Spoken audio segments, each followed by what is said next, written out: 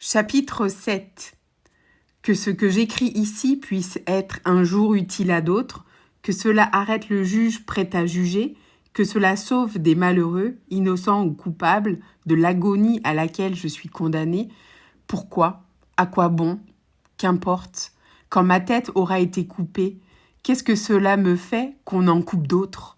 Est-ce que vraiment j'ai pu penser ces folies ? Jeter bas l'échafaud après que j'y aurais monté ? Je vous demande un peu ce qui m'en reviendra. Quoi ? Le soleil, le printemps, les champs pleins de fleurs, les oiseaux qui s'éveillent, le matin, les nuages, les arbres, la nature, la liberté, la vie, tout cela n'est plus à moi.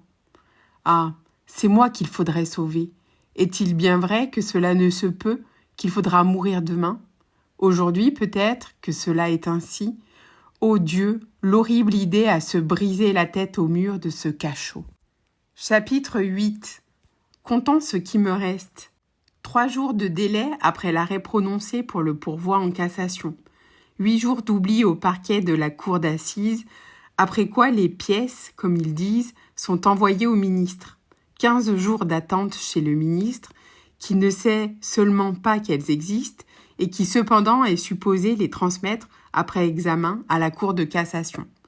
Là, classement, numérotage, enregistrement, car la guillotine est encombrée et chacun ne doit passer qu'à son tour. 15 jours pour veiller à ce qu'il ne vous soit pas fait de passe-droit.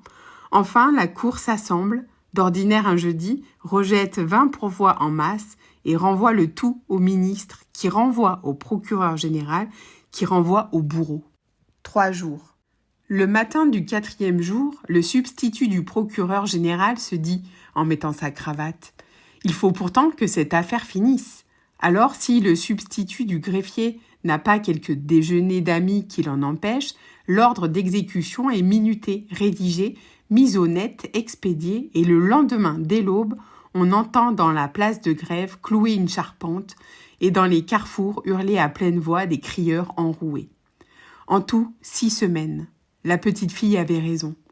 Or voilà 5 semaines au moins, 6 peut-être, je n'ose compter, que je suis dans ce cabanon de Bicêtre, et il me semble qu'il y a 3 jours, c'était jeudi. Chapitre 9. Je viens de faire mon testament. À quoi bon ? Je suis condamnée aux frais, et tout ce que j'ai y suffira à peine. La guillotine, c'est fort cher. Je laisse une mère, je laisse une femme, je laisse un enfant. Une petite fille de 3 ans, douce, rose, frêle, avec de grands yeux noirs et de longs cheveux châtains. Elle avait 2 ans et 1 mois quand je l'ai vue pour la dernière fois. Ainsi, après ma mort, 3 femmes, sans fils, sans mari, sans père, 3 orphelines de différentes espèces, 3 veuves du fait de la loi. J'admets que je sois justement punie, ces innocentes, qu'ont-elles fait ? N'importe, on les déshonore, on les ruine, c'est la justice. Ce n'est pas que ma pauvre vieille mère m'inquiète, elle a 64 ans, elle mourra du coup. Ou si elle va quelques jours encore, pourvu que jusqu'au dernier moment elle ait un peu de cendre chaude dans la chaufferette, elle ne dira rien. Ma femme ne m'inquiète pas non plus, elle est déjà d'une mauvaise santé et d'un esprit faible, elle mourra aussi. À moins qu'elle ne devienne folle, on dit que cela fait vivre, mais du moins l'intelligence ne souffre pas, elle dort, elle est comme morte.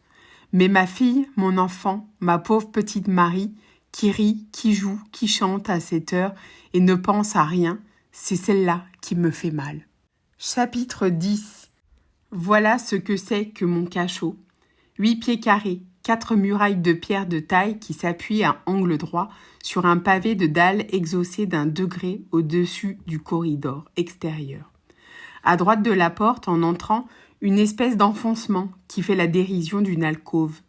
On y jette une botte de paille où le prisonnier est censé reposer et dormir, vêtu d'un pantalon de toile et d'une veste de coutil, hiver comme été. Au-dessus de ma tête, en guise de ciel, une noire voûte en ogive, c'est ainsi que cela s'appelle, à laquelle d'épaisses toiles d'araignée pendent comme des haillons. Du reste, pas de fenêtre, pas même de soupirail, une porte où le fer cache le bois. Je me trompe. Au centre de la porte, vers le haut, une ouverture de 9 pouces carrés, coupée d'une grille en croix et que le guichetier peut fermer la nuit.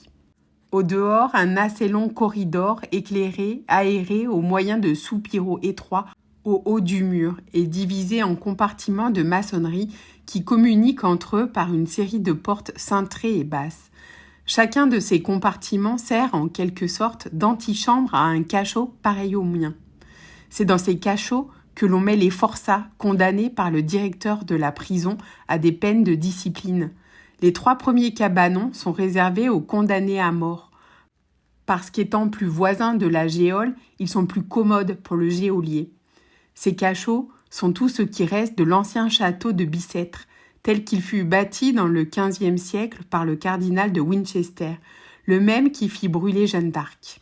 J'ai entendu dire cela à des curieux qui sont venus me voir l'autre jour dans ma loge et qui me regardaient à distance comme une bête de la ménagerie. Le guichetier a eu 100 sous. J'oubliais de dire qu'il y a nuit et jour un factionnaire de garde à la porte de mon cachot et que mes yeux ne peuvent se lever vers la lucarne carrée sans rencontrer ces 2 yeux fixes toujours ouverts. Du reste, on suppose qu'il y a de l'air et du jour dans cette boîte de pierre.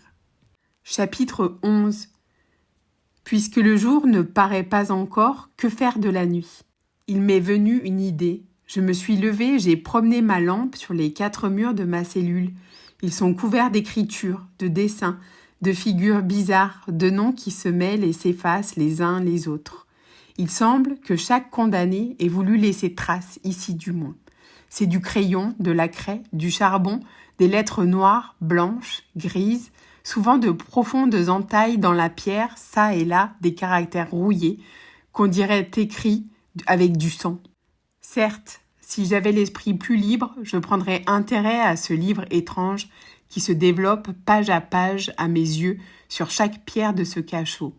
J'aimerais à recomposer un tout de ces fragments de pensée éparses sur la dalle, à retrouver chaque homme sous chaque nom, à rendre le sens et la vie à ces inscriptions mutilées, à ces phrases démembrées, à ces mots tronqués, corps sans tête, comme ceux qui les ont écrits. À la hauteur de mon chevet, il y a 2 cœurs enflammés, percés d'une flèche, et au-dessus, amour pour la vie. Le malheureux ne prenait pas un long engagement. À côté, une espèce de chapeau à 3 cornes avec une petite figure grossièrement dessinée au-dessous et ces mots « Vive l'empereur, 1824 ». Encore des cœurs enflammés avec cette inscription caractéristique dans une prison « J'aime et j'adore Mathieu Danvin, Jacques ». Sur le mur opposé, on lit ce nom « Papavoine ». Le P majuscule est brodé d'arabesques et enjolivé avec soin. Un couplet d'une chanson obscène. Un bonnet de liberté sculpté assez profondément dans la pierre avec ceci dessous. Bory, la République. C'était un des 4 sous-officiers de La Rochelle, pauvre jeune homme, que leurs prétendues nécessités politiques sont hideuses. Pour une idée, pour une rêverie, pour une abstraction, cette horrible réalité qu'on appelle la guillotine. Et moi qui me plaignais, moi, misérable, qui ai commis un véritable crime, qui ai versé du sang. Je n'irai pas plus loin dans ma recherche. Je viens de voir, crayonnée en blanc, au coin du mur, une image épouvantable, la figure de cet échafaud qui, à l'heure qu'il est, se dresse peut-être pour moi. La lampe a failli me tomber des mains.